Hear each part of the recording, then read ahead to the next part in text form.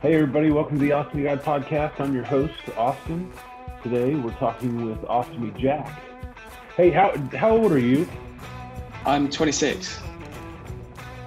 And tell our listeners where you're from. I'm from a small town called Kingstainton, which is in Devon. So Devon's a county down in the southwest England. If you said to someone from the UK, Devon, the first thing they'll think of is green fields and retirement homes. Everyone's either really old and retiring, or they're a farmer and they work on the farms. But it's not quite like that if you're from there. Yeah, every like city and every town has pockets of like shopping centres and stuff like that. So yeah, I'm from Exeter in Devon. What's the weather like there right now? It's overcast with some blue sky, just trying to break through. It's been not too bad. It's been quite stormy the last week.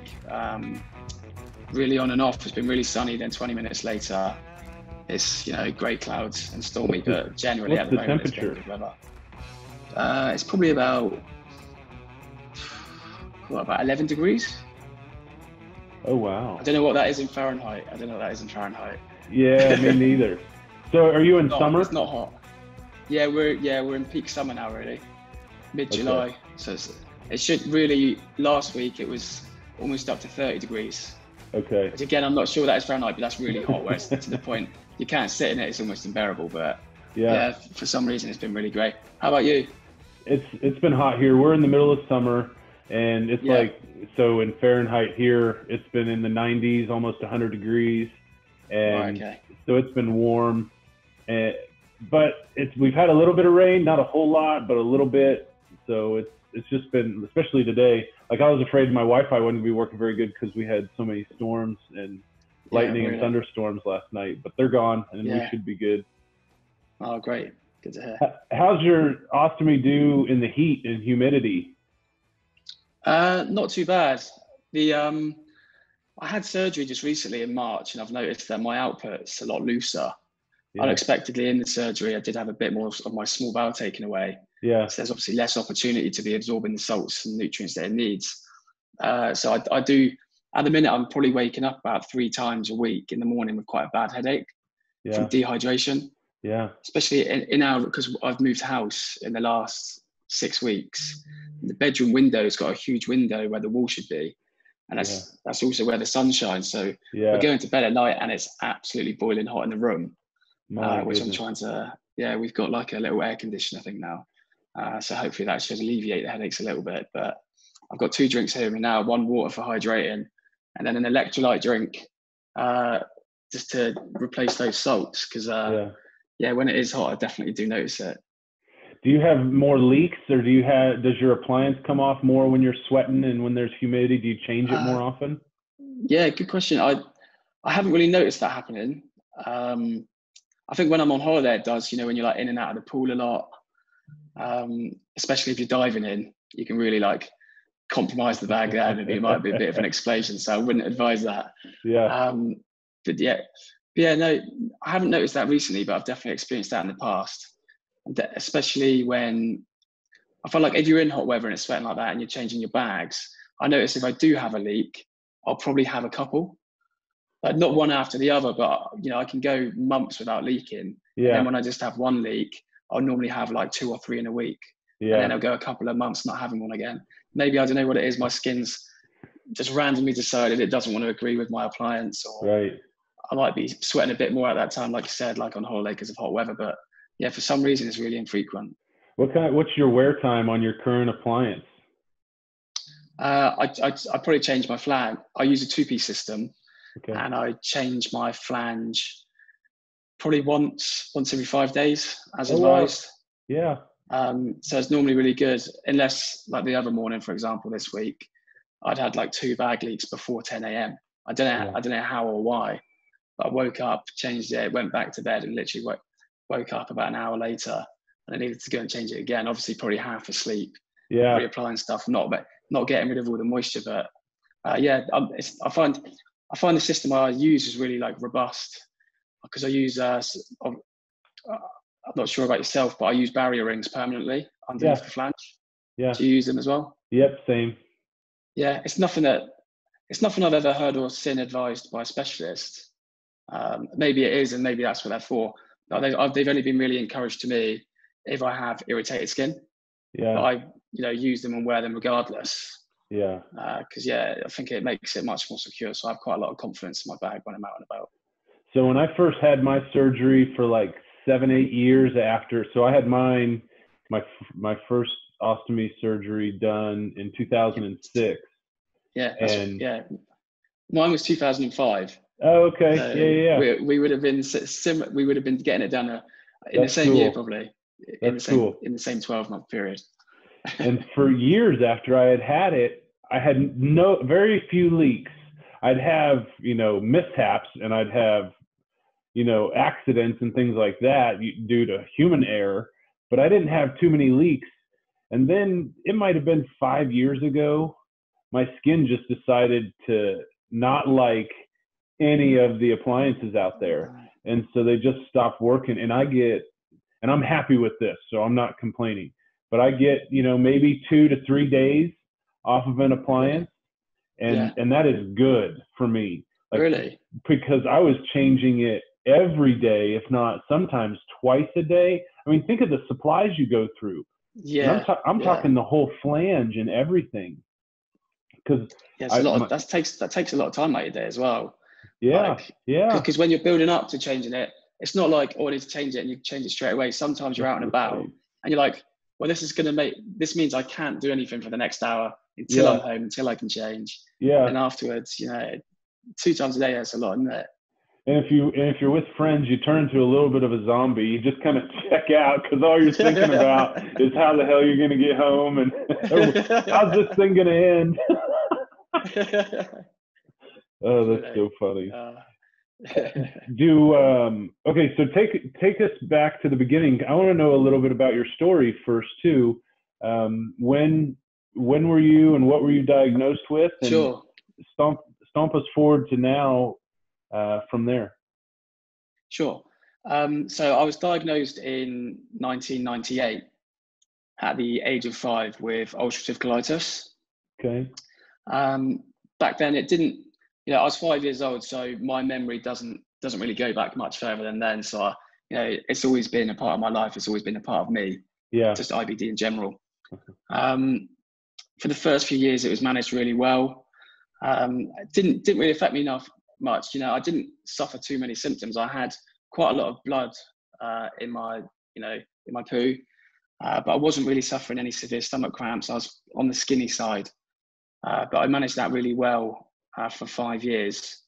And then in year 7 at secondary school, so at the age of 11, just over the period of a few weeks, it just got really, really bad. Yeah. Really severe. I can remember when I used to go to hospital appointments at that age, I was quite regularly going to and from hospital, seeing different people and appointments. And all the time, every time I got taken out of school, my mum would pick me up. And on the way back to drop me back to school, we'd always go to a McDonald's. Even if it was just like a drive-through, I'd grab a portion of chips and a McFlurry or something like that. But I could, at this time, I was suffering a really bad flare-up. I needed to go to the hospital. And you could tell something was really wrong with me because I didn't even have a McDonald's on the way home after these appointments. I was lying down in the back seat, had my knees tucked up to my chin, and I was just like, something's really wrong. But we were sent away from the hospital, and they said, try this, give it a few more days. Right. But yeah, I refused a McDonald's on the way home after that appointment. So my mum was, it definitely raised an eyebrow to think, oh, something must be really wrong here. So that's funny you say that because my mom and I had a similar routine, except our thing wasn't McDonald's. We would go, there's a local gas station that had these burritos, and nice. you'd get these burritos and a drink, and after every appointment, I don't know why, it's just what we did. Yeah. Love you, Mom. It makes it a ritual, doesn't it? Yeah, I love you too, Mom. That's awesome. Definitely. It's a bit of a silver lining as well. Just getting to go back into school today, especially at that age, just being like, where have you been? I just went for a McDonald's. Yeah. Pick me up. We went for a McDonald's. And I was suffering really bad. Things weren't improving. So I had to we went back to the hospital the next day. I was losing a lot of blood. The stomach cramps were unbearable. I was almost in constant tears. And I was told that I would need to have an ileostomy. But because of my age and because I was young, because down in the southwest, it is a main hospital. They have a big hospital, but they're not used to doing too many ostomy surgeries. Yeah. And even though they're competent at doing it, they don't really do them on children. So I had to get driven by ambulance about 180 miles away to Birmingham. Wow. To Birmingham Children's Hospital. And arriving there, my condition was still getting worse and worse. So within a day, I'd had surgery to get an ileostomy. So there wasn't too much. I didn't know what ostomies were. There wasn't much time to, having time to prepare beforehand is invaluable.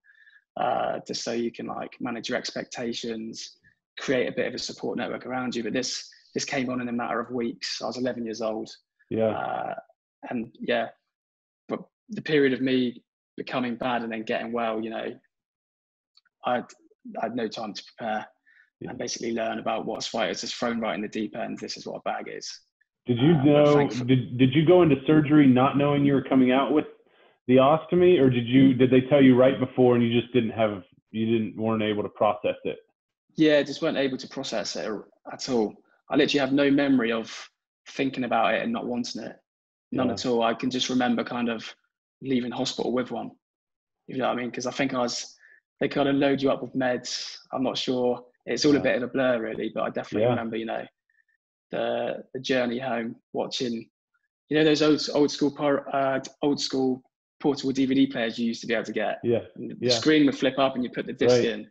Yeah. Yeah. I can remember watching Pirates of the Caribbean on my way home. We had a 180-mile drive, so I was, still a bit rusty from the surgery. But I was watching that in the back of the car, and I just have such vivid memories of stuff like that. Wow. What do you think of having the ileostomy? How old were you? 11, 12? Yeah, so 11 years old.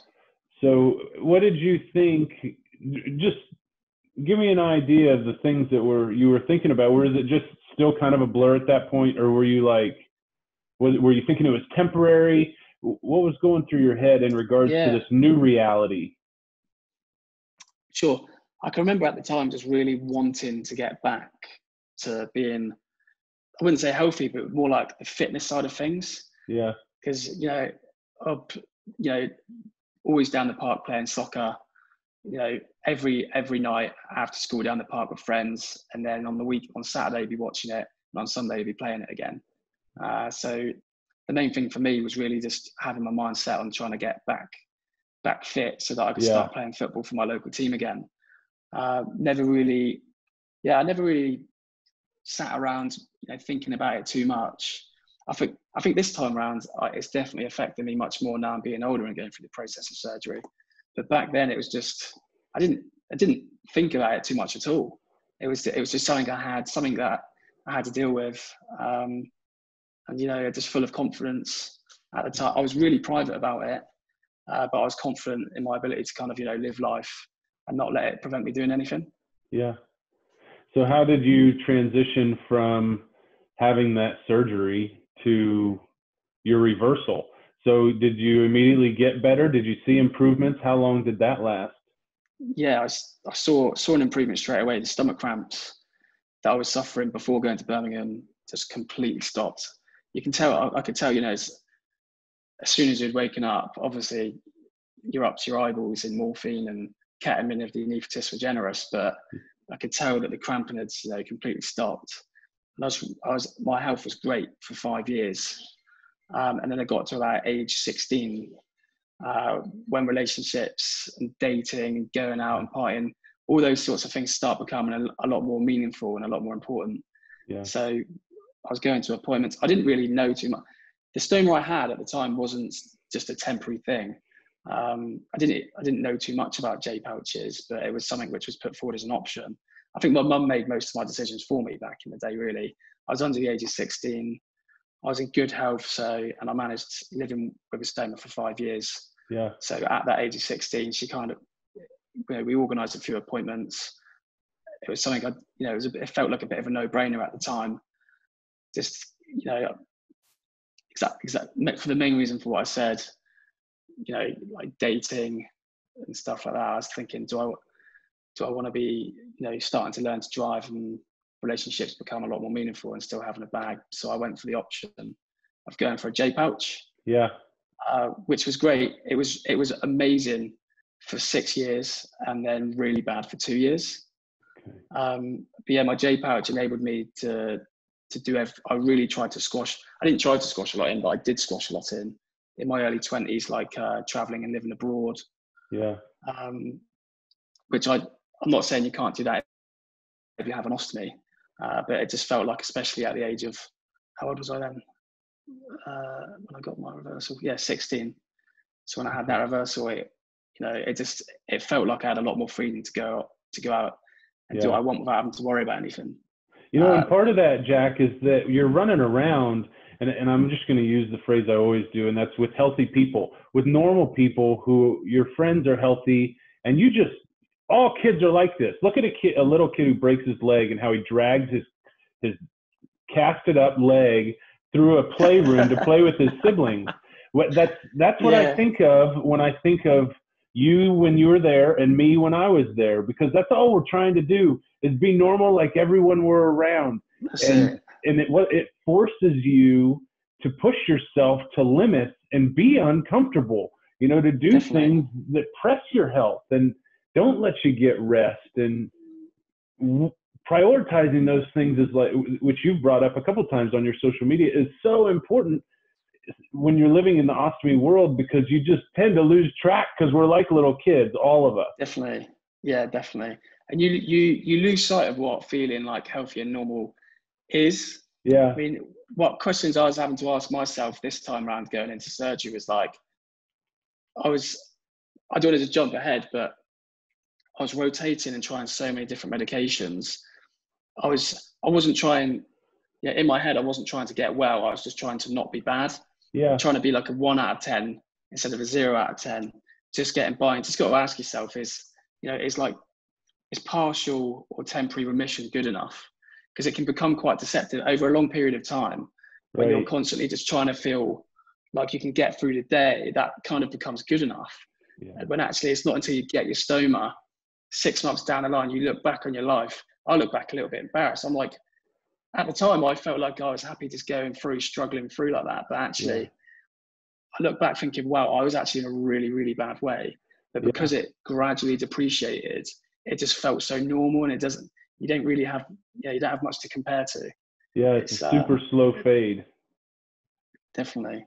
Yeah. Which, I'm glad I did finally commit to getting the surgery last year. But yeah, my JPouch lasted 6 good years and then 2 bad years. And that's what I was mentioning just then. I was abroad living in Australia, and I'd been there for 18 months. So I was with 5, there were 6 of us in total over there from the UK, and 5 of us who grew up on the same street. Oh, growing up. So you can imagine what it was like. We was all over there. It was all living in Australia, all living and working together. So it was really cool. But after 18 months, my JPouch, my understanding at the time was actually that I'd basically been cured of my colitis, because colitis is in the large bowel.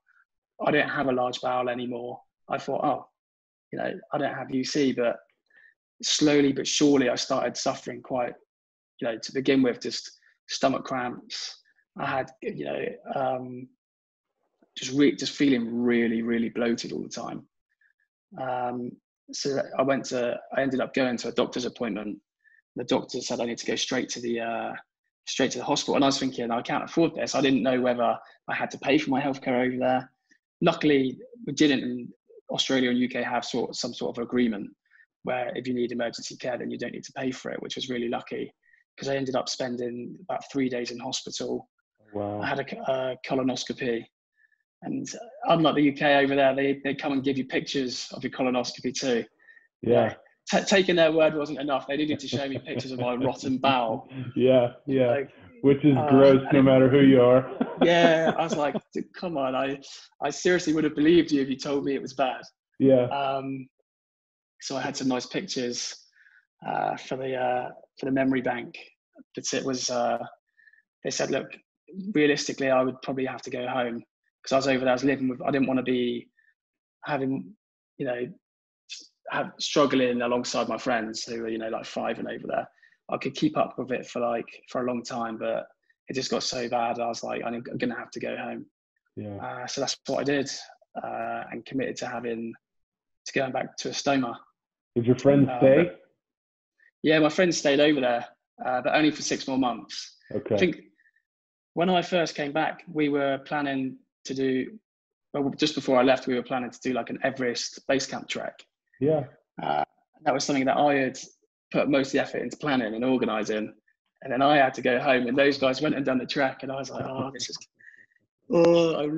I can't complain because I did have a good time over there, but it definitely felt, didn't feel great being cut short due to IBD, to be honest. Have you been abroad? Have you been abroad and suffered with IBD or anything like that and needed to use services? No, I have.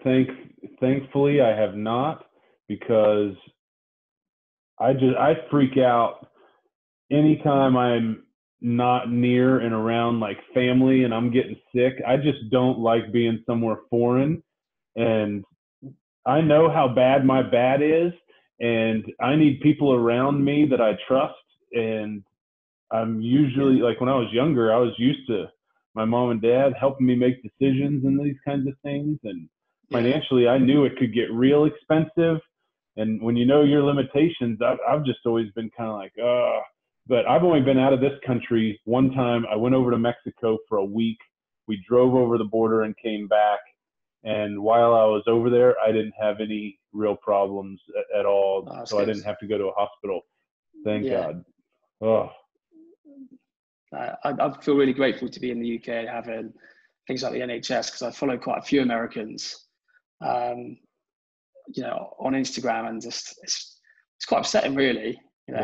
Free healthcare to me feels like it's a basic human right, but I know that doesn't mean much good for you. But right, it's just the fact that you have to, especially if you don't have cover, paying for your healthcare does seem like it's just an added stress, isn't it? Having to worry about, you want to be thinking and worrying about your health and making decisions on what's going to improve your quality of life, but you also have to bear the burden of financial stress as well, which I feel extremely lucky not to have to consider. Yeah, definitely. So how long? So when you say you look back and you feel a little bit embarrassed that you wish you would have considered reversing the JPouch and going just with the stoma, would you say you wish you would have thought about that when it started 2 years ago, before those 2 years began, that you would have gone? Was it proposed to you, I guess, is what I'm wondering? And did you think about it and mentally just go, put it all the way back here because you were going to try and not have to do it? Yeah. So when I came back from Australia, I got a new consultant and I was living in London. I turned up to the hospital. I was feeling so bad. I turned up to the hospital with a bag packed for a long-term stay, just walking into just like a general appointment with packed as if I'm going to be having surgery that week. And they organised a surgery for me, which was going to be in 2 weeks' time, to go back to having a stoma. And in the meantime, they said, just to try and make you feel more comfortable during these 2 weeks, here's a couple of different antibiotics to try. And it was ciprofloxacin and metronidazole. So I took both, and literally within 2 days, I can remember waking up in the morning. I'd had a lie-in for the first time in so long. I woke up, I put some good music on. My room wasn't even messy, but I still felt motivated to just clean up and start doing things. I was like, wow, I was a totally different person within 2 days just from taking these antibiotics. Yeah. Which felt great, which was amazing at the time, but in hindsight, was probably not so much the best thing, because I ended up staying on them and rotating them for 2 years. Yeah. So it's not great to be on antibiotics permanently anyway. No. My peripheral vision started being affected slightly. That's when I say that's what I'm most embarrassed about. I was more interested, because to begin with, they were amazing. But slowly but surely, I started becoming resistant. They started losing their effect, and then I was trying other tablets, and it just became one big circus, basically. Trying to go back to that day, those 2 days that you felt that you knew it was possible, you saw it, you tasted it, and it faded away, and you're sitting there going, I want that back. I know I can have it. Maybe if I take this in powder form, maybe if... Honestly, that is exactly it. That's what I mean about it being deceptive, when you start to feel good, but actually is temporary or partial remission good enough? Because you do it, and then one good day is equal to like 2 bad weeks afterwards. Right. So I was really chasing it, and really like, even in my head I was thinking, if I go back to having a bag now, are they going to bring out something new next week? I really felt like I had to try every single thing. Every single medication. I went to a private appointment as well, and they knew of my surgeon, and they said, you can try these things, but as my brother, I would encourage you just to stick with the person you've got, because it was a specialist bowel hospital in London, and he was like, you're obviously under good care, so just take their advice. But I just wanted, just wanted to try absolutely everything. And that's why I say I look back embarrassed, because I was more interested in trying something I didn't know was going to work, as opposed to having a stoma, which I know would work, because I'd had it for 5 years when I was younger. I knew exactly what would happen if I got a stoma, but no one was there reminding me. I wish I could look back and remind myself and say, do not struggle like that. There's absolutely you have no quality of life. If you go back to having a stoma, it's a short-term setback for a long-term gain. But I was a little bit disappointed in myself that I let it go on for so long. Definitely. How long ago was that second round? Was the second surgery? So that second surgery was in 2018. How old were you? So I was 24. 24. Wow. Is that right? 24? Yeah, 24, around the age of 24. And it was embarrassing. Like, I was seeing a girl at the time, and I couldn't, but she didn't live, it was kind of long distance. It wasn't like I get a boyfriend, girlfriend thing. It was just someone I'd met in Australia. That was also back in Europe. And at its peak, I can remember, it's embarrassing, but it's funny. My stomach had become so bloated, the only way I'd be able to pass wind was like by lying down on my stomach. So usually, like in the week, if I was working, I'd be getting home from work and I'd basically lie down on my bed and deflate. Yeah. Because I couldn't do it on the toilet. I couldn't do it standing up. I had to lie down and put pressure on a really specific part of my stomach, and then I'd be able to pass wind. And I can remember she lived in a flat share with housemates. I can remember I couldn't do anything in the bedroom, because I felt comfortable enough to do it. I just wouldn't do that to someone. Like it was pretty, it was going to destroy the bedroom. And I can remember getting up in exactly. I can remember getting up at all hours, at like 3 a.m, going into their lounge in the dark, lying down on their wooden floor on my stomach, just like I'm planking. Yeah. And just slowly trying to let this air creep out of me without making too much noise. Oh, that's awesome. That's just how bad it got. I look back at that, like thinking, what on earth was I doing? Like, and you put up with it for so long, it almost becomes normal. You just get used to it. We don't like change, and every change we've made, it got worse. And you're just kind of like, you know what, I'm going to make the best of this situation. And you try and control it, but you're actually losing control. Because look at what you're doing. You're losing sleep. You're super insecure and having anxiety about dealing with your gas in the middle of the night. And definitely amazing. Yeah, just lying on that cold wooden floor with my, my cheek on it, my belly. Just look back and think, what if someone came out? What if the housemate heard something and came out and turned the light on? It stinks, and I'm just lying there on my stomach in the middle of their lounge.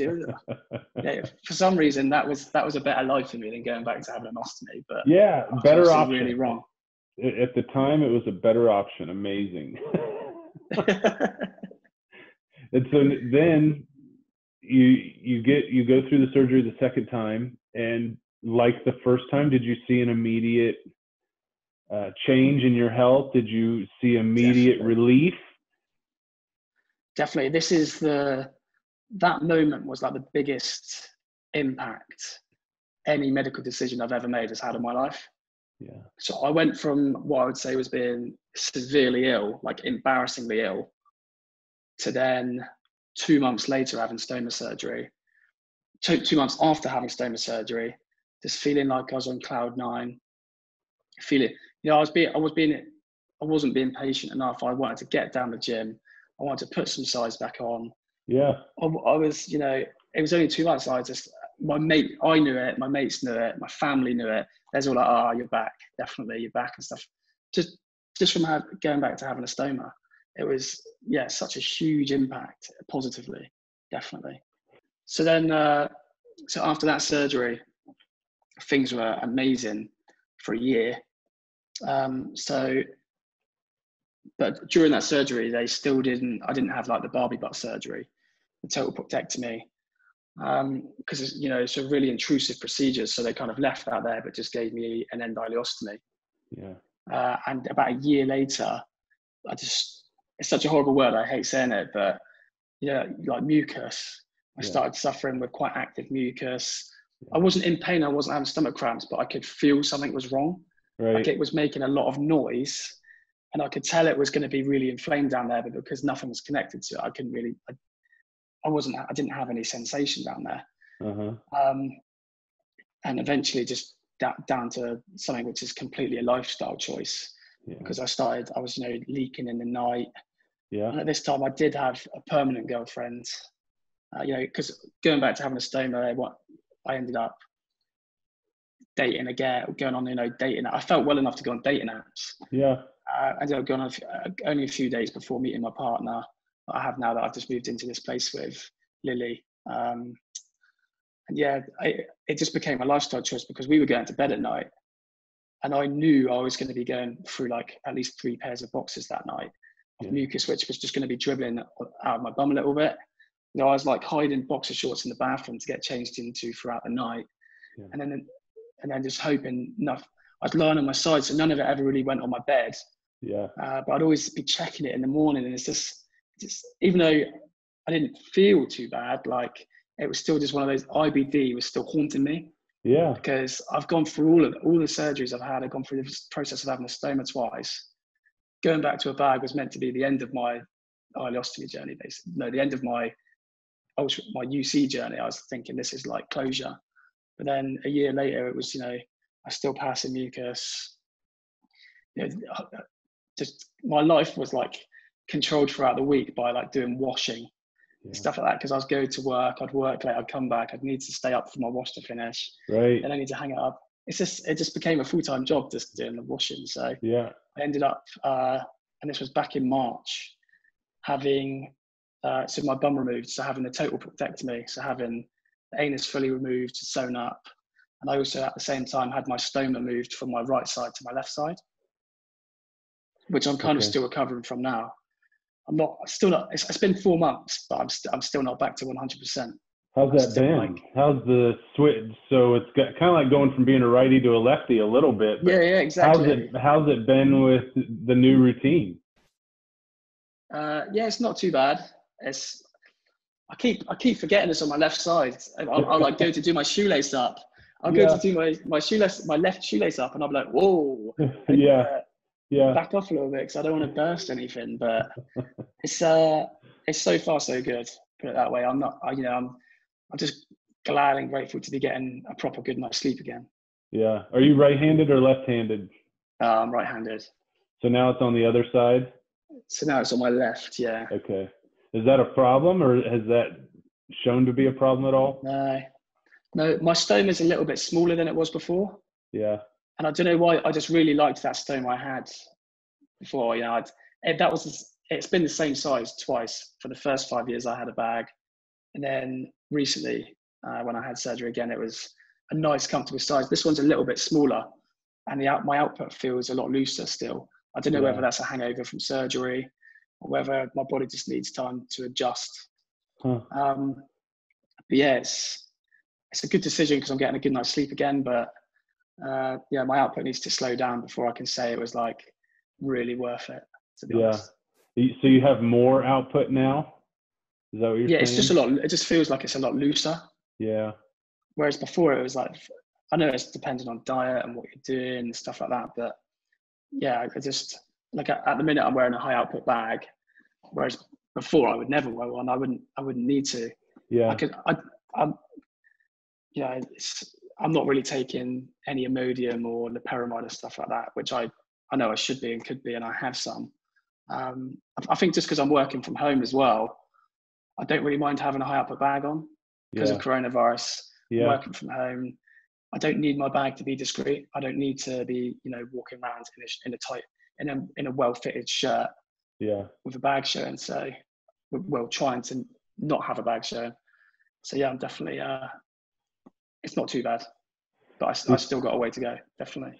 So vanity is one of the reasons why I need those things. Like when I'm at home, it's the same way. I use certain things at home, and vanity is what makes me need to go buy more supplies and have more discreet stuff and buy the accessories. Is all those things help me have my life back. But since we all have to be home, this is kind of like a sick person's comfort zone. Like this is my world. I'm just kind of like navigating as I always just did. Let yourself go. Yeah, that's it. That's right. How cool. What's been besides the high output, have you had any other struggles, or has there been anything that's been more difficult as a adult now since 2018 having it than when you were a kid? Is it mostly emotional or psychological, mental? And what do you see different between you having one as a child and then now having one as an adult? Yeah. I don't know. I think because in 2018, when I did have that surgery, I was so ill. I've only ever seen it as a really positive thing. Yeah. But then recently going through, because I would be on the train to work and I'd be looking around. This is before having the bag. This is when I had my pouchitis. Yeah. I'd be on the train to work and I'd be looking around at people thinking, surely there's not a single person on this train that is experiencing what I'm feeling the pain just by standing here. I'm not doing something. I'm not running around making myself uncomfortable. I'm literally just trying to stand in a comfortable position. So being old, I definitely felt a lot more disadvantaged to others. Whereas when I was younger, I wouldn't think about it. All I wanted to do is go down the park and play football. And I was private about my ostomy. Like I didn't want anyone knowing. I don't know how to explain it really. I wasn't really embarrassed about it. I was just, at the time I didn't feel insecure. I was quite a confident young person, but I don't know. I never knew anyone else that had it. Yeah. I was the only person. Throughout that whole 5 years of having a stoma between the ages of 11 and to the end of being 16, I don't think I met a single person that has a stoma.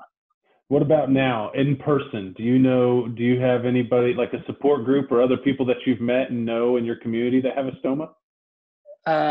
Not in person as of yet. Trying to organize that, but definitely because social media has kicked off, and that's a really great tool for people like us to feel a lot less alone. Because like I said, I was the only person at school that had a stoma. I'm the only person at work that has it. I've always been the only person in a room that has a stoma. But then I can always just jump on my phone quickly, see people like your own page of people, like I said recently, just rocking life and kicking it with a stoma and not letting it affect you. Seeing people of all ages as well, like seeing older people living with a stoma, it's just a reminder you've got a lot to look forward to. When I was younger, I didn't feel like, I don't know if it was the same in the States, but I can remember back in 2006 when you first got your bag, lots of literature would come through your door, and it would be like there'd be a guy with grey hair on the front, and it'd be like, here's Ron's new ostomy boxes and how he feels wearing them. And I was looking at it as like an 11-year-old kid thinking, this community is not for me. Like, right. These guys are a lot older. Didn't really think there was going to be much out there. Yeah. But having social media, following people's journeys, it's definitely been, that's what inspired, encouraged me to open up about my condition. It was, liberating really, because it was just me deciding that I wasn't going to spend my life trying to hide it. I just thought I'll put it out there and see if we can try and support people along the way, which is obviously the same reason for your book as well. Right. Just encouraging people to make the most of life with a bag, and not let it have a downer. Our life isn't our problems, whatever they are. We can't just make them go away. We've kind of embraced this life and dealing with our health issues, and we kind of just carry it, and that's fine. And we're not complaining, and we don't want pity from everybody. But when you're doing that every day, it's a lonely life, and you start seeing everyone else doing and being able to do all the things very easily, and you have to suffer a lot to do the same stuff, and there's resentment that builds up, and you just kind of can fall into this dark hole mentally. And literally, if it wasn't, the answer in a very real way is telling our story, is literally just talking about it and listening to someone else talk about theirs. And like, I have 3 older brothers, and like when I was a little boy, all I had to do, even when I was sick, was I just had to look up. If I looked up, I'd see my brothers and sisters who were all healthy and happy and out, and I would just feed off of their energy.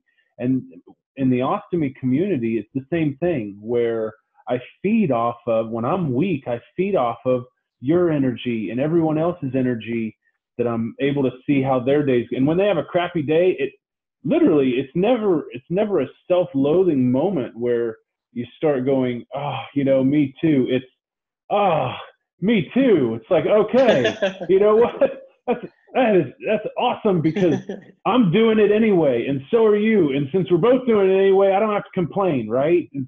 Exactly. And that's the beauty of being able to share and listen. It's not some dramatic formula. It's not something super hard.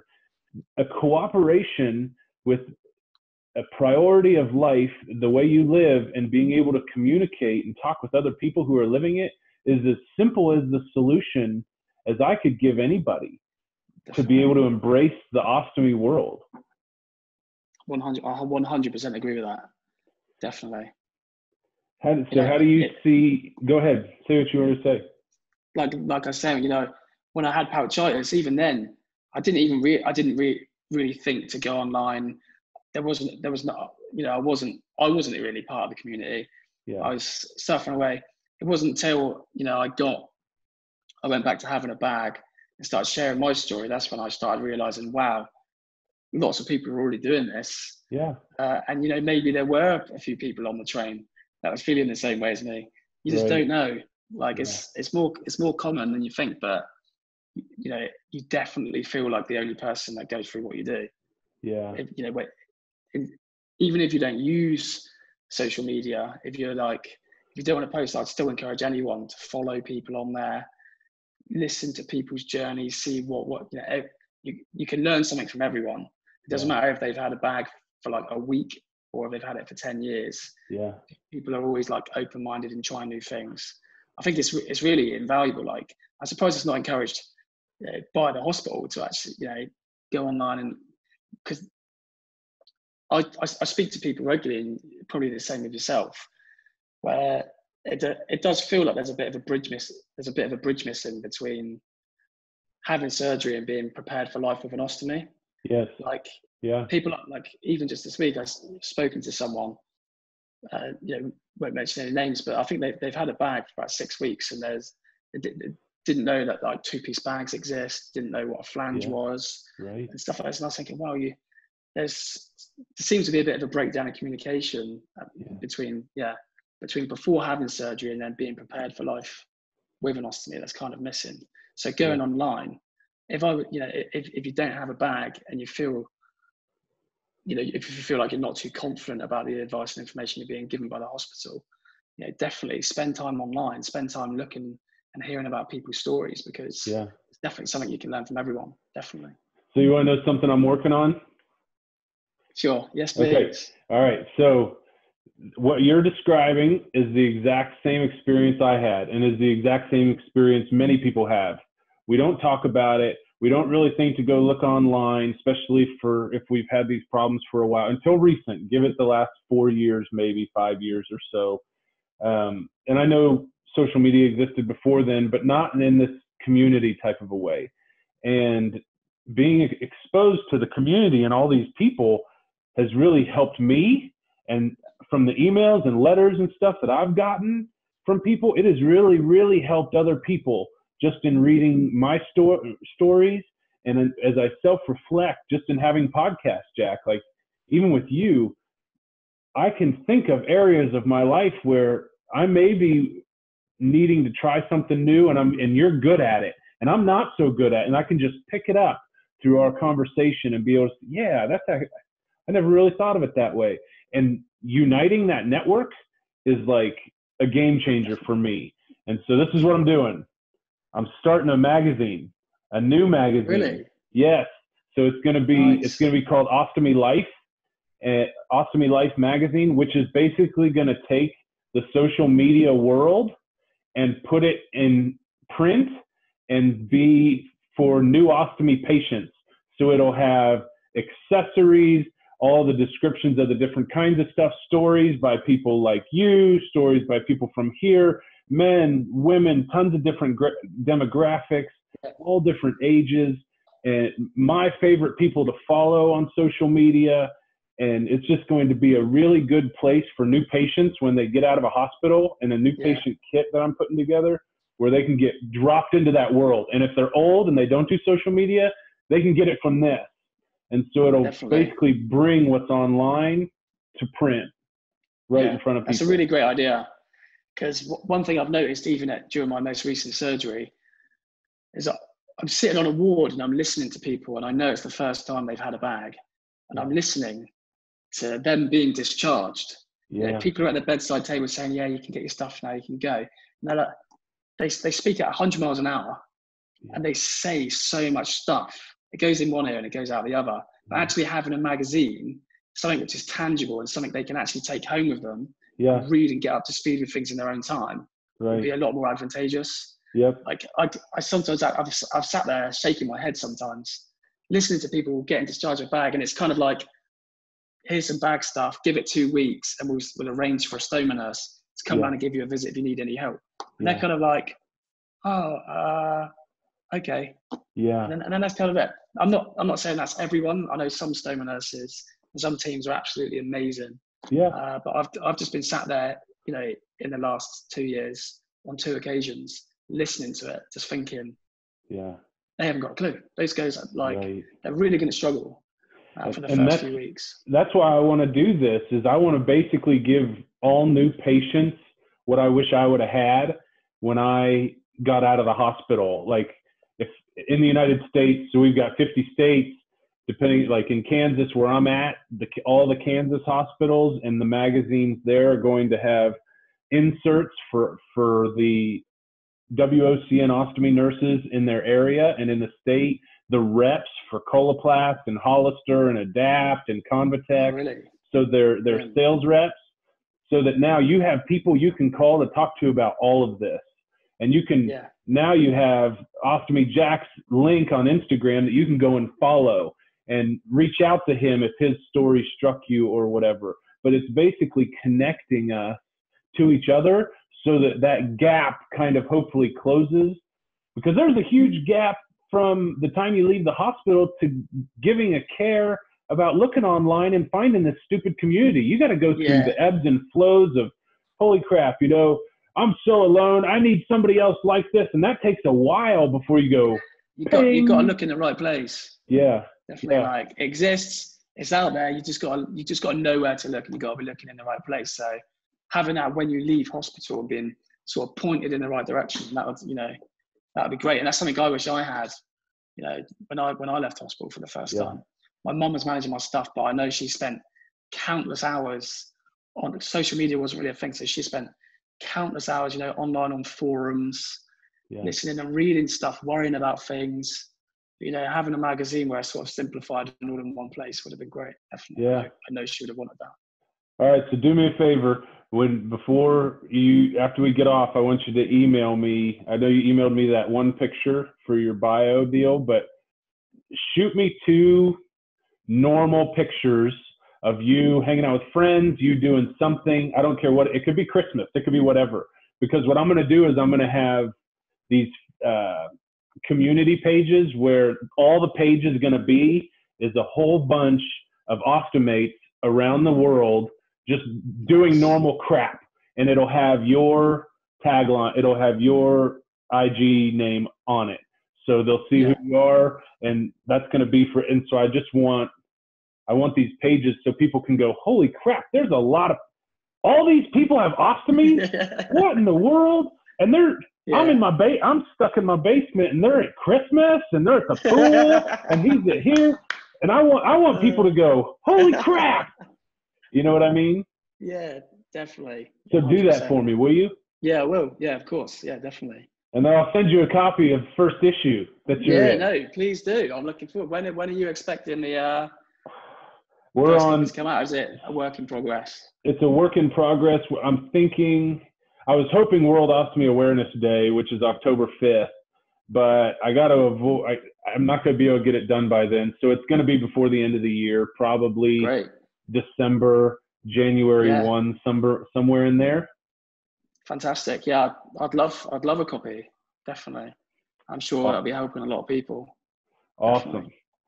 So looking back, what would you tell your younger self who is in denial of getting the ostomy, awareness of your reality? What could you say to your younger self to break through your stubbornness, to maybe get you to consider the stoma again? Great. Yeah. Oh, there's so much I'd want to say to myself, to be honest, but just keeping it short, I'd just say, just own it and take responsibility of your health. Yeah. I thought my work was more important at the time. I thought what I was doing was, you know, was the optimum quality of life I could have. Struggling without a bag was better than living well with a bag. I don't know how I managed to convince myself that, but that's just how it is, and that's just what happened. Any advice I'd give to my younger self when I was suffering would just be to own it, take responsibility, not to worry about things, don't overthink. I think when you're making any decision, timing's a really important element, because there's never going to be a right time to have a surgery. I was like, I'd started a new job, and I had inherited quite a lot of responsibility at the time. And I was like, I thought my job was more important than my health. Yeah. For those 2 years, and actually, it wasn't. No way was it. Like, I was struggling through the days, and I'd also give my younger self a bit of advice, just to take a day when you need one. Yeah. Taking a day and then working 4 good days is better than just working 5 bad days. Yeah. Fatigue, it's something that's underlying within us, just as our autoimmune disease. I feel like I used to think I just get tired sometimes, but it can really catch up with you, especially if you're losing sleep at night. So take a day, guilt-free as well. Don't feel bad about it, or don't feel like people will look down on you because of your illness. Just be confident, own it, and if you need a day, take a day. Yeah. So when you're talking about not being it, you loved work more than your good health. If you don't have good health, you won't have work. Exactly.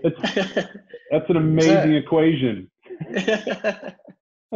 That's the sort of stuff we have to put up with. Right. But we convince ourselves of all kinds of crazy stuff. So definitely. Well, awesome, Jack. I really appreciate you taking the time and visiting with us. This is an honor having you on. I'm glad now that we've hooked up, and now that I've been able to kind of get your feedback on the magazine I'm putting together and working on publishing. I'm super excited about that. Yeah, I'm not surprised. I'm looking forward to seeing it, and Hey, thanks so much for having me on. I've really enjoyed it. Hey, tell our listeners where they can find you. So you can find me on Instagram. So my Instagram tag is @OstomyJack. Just sharing my experience, any tips, tricks, and information I find useful. The occasional selfie in there, which I didn't find too easy at the start, but I'm quite easy with now. And I've recently started doing a few videos just talking about, stoma stories and experience in less than 60 seconds. Which have been great. Trying to get better at. They've been really good.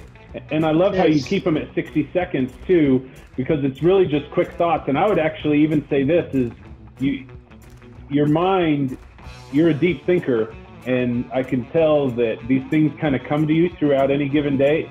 Dude, when you have those deep thoughts like that, just flip it on and talk through them. Yeah. And even if you don't use it right away, you may form a thought that you might want to think out a little later, because what you're doing is beautifully revealing how our mind sorts through this crap, and you're really good at it. So keep it up. I like them. Oh, thanks. Thanks for saying that. I will do. So everybody, please subscribe to the Ostomy Guy. Subscribe to my YouTube channel, and thanks for listening to the podcast. You can find me on, go to the website, theostomyguy.com, and I'm on Twitter, I'm on Instagram, all the Ostomy Guy, and tell a friend, share it with somebody, because we're all out there. Most of us are usually, especially if you have a friend who just likes to keep quiet and to themselves, drop them a note, a line, something, our taglines, my website, something, because they're hungry for a network. They just don't know it yet. So thank you everybody for listening. And Jack, dude, have a good day, man. I appreciate it. Yeah.